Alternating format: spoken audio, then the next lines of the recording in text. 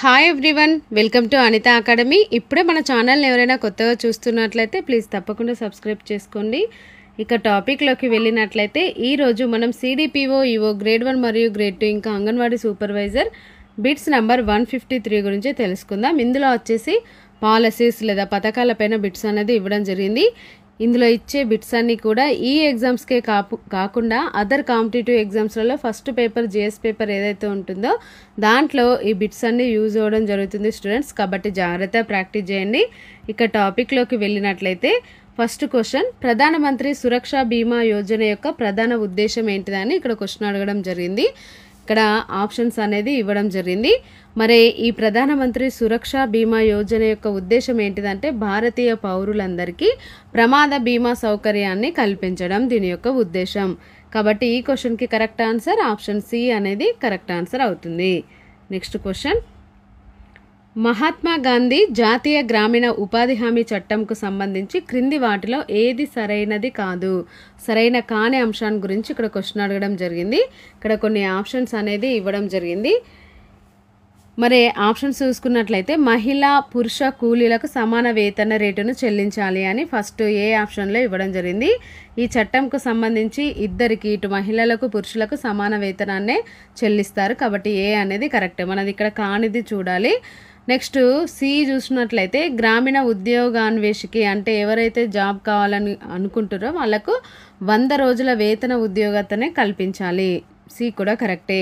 ఒకవేళ ఉపాధిని కల్పించని పరిస్థితిలో వారికి నిరుద్యోగ భృతిని చెల్లించాలి అని ఇవ్వడం జరిగింది. ఇది కూడా కరెక్టే. మరి బి చూసుకున్నట్లయితే దారిద్ర్య రేఖకు దిగువ ఉన్న ప్రజలకు మాత్రమే ఉపాధిని కల్పించాలి అని ఇవ్వడం జరిగింది.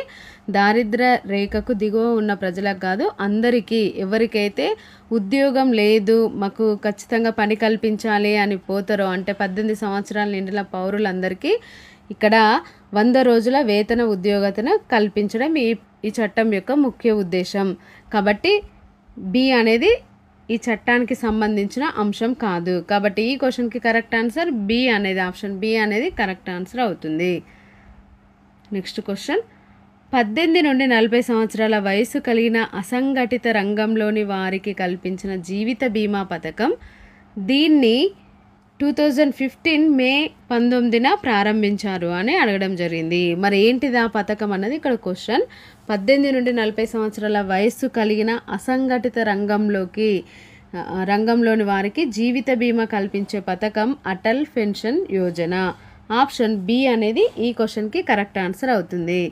నెక్స్ట్ క్వశ్చన్, 2016 జనవరి 16న ప్రారంభించబడిన ఏ పథకం ముఖ్య లక్ష్యం ఉపాధి కల్పన, తద్వారా సంపద సృష్టికి దోహదపడే అంకుర పరిశ్రమలను ప్రోత్సహించడం అని అడగడం జరిగింది. మరి ఏ పథకం అదే అంటే స్టార్టప్ ఇండియా. ఆప్షన్ ఏ అనేది ఈ క్వశ్చన్కి కరెక్ట్ ఆన్సర్ అవుతుంది. నెక్స్ట్ క్వశ్చన్, పట్టణ ప్రాంత సౌకర్యాలను గ్రామీణ ప్రాంతాలలో సమకూర్చేందుకు, దాని ద్వారా పేదరికాన్ని నిర్మూలించేందుకు ఏపీజే అబ్దుల్ కలాం గారు ఈ క్రింది ఏ నమూనాను ప్రతిపాదించెను అని ఇవ్వడం జరిగింది. దేన్ని అంటే పురా. ఆప్షన్ ఏ అనేది ఈ క్వశ్చన్కి కరెక్ట్ ఆన్సర్ అవుతుంది. ఇక్కడ ఈ అంశాలన్నీ క్లియర్గా గుర్తుంచుకోండి. Thank you everyone. ఈ వీడియోను తప్పకుండా లైక్ చేసి మీ ఫ్రెండ్స్కి షేర్ చేయండి. అలాగే ఇలాంటి మరిన్ని వీడియోల కోసం మన ఛానల్ని తప్పకుండా సబ్స్క్రైబ్ చేసుకోండి. Thank you.